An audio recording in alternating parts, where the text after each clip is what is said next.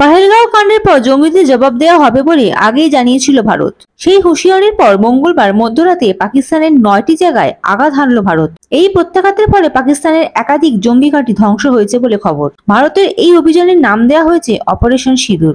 এই নিয়ে বিজেপি নেত্রী অগ্নিমিত্রা পাল বলেন, কংগ্রেস হোক অথবা তৃণমূল কংগ্রেস বা তাদের সহচরী সিপিএম, যারা ভারতের সামরিক বাহিনী কর্তৃক সন্ত্রাসবাদীদের নিকেশ করার অপারেশন এর উপরে সন্দেহ প্রকাশ করেন, তাদের মোক্ষম জবাব দিয়েছে ভারতের সেনাবাহিনী। এর পাশাপাশি তিনি আরো বলেন, কংগ্রেসের আমলে মুম্বাই হামলার মূল চক্রীকে আমেরিকা থেকে বিচারের জন্য দেশের মাটিতে নিয়ে এসেছিল মোদিজি। আর এবার পাহেলগাঁও হামলার জবাব সন্ত্রাসবাদীদের দিল ভারতীয় সেনাবাহিনী অপারেশন সিঁদুরের মাধ্যমে। কোনো পাকিস্তানি নাগরিকের ক্ষতি না করে একেবারে সঠিকভাবে সন্ত্রাসবাদীদের আস্তানাগুলোকে যেভাবে ভারতীয় সেনা ধ্বংস করলো, তার প্রশংসা ভাষায় প্রকাশ করা যায় না। আমরা ভারতীয় এই সামরিক বাহিনীর ওপর গর্বিত। মোদিজি হ্যায় তো মুমকিন হ্যায়, তা আবার প্রমাণিত হলো।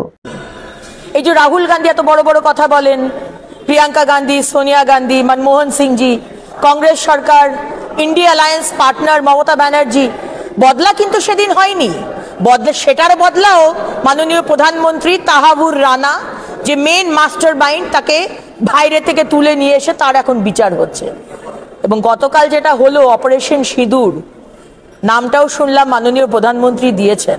বারবার বলেছি, বিশ্বাস রাখুন, এটা হচ্ছে মোদিজির ভারত, এটা শক্তিশালী ভারত।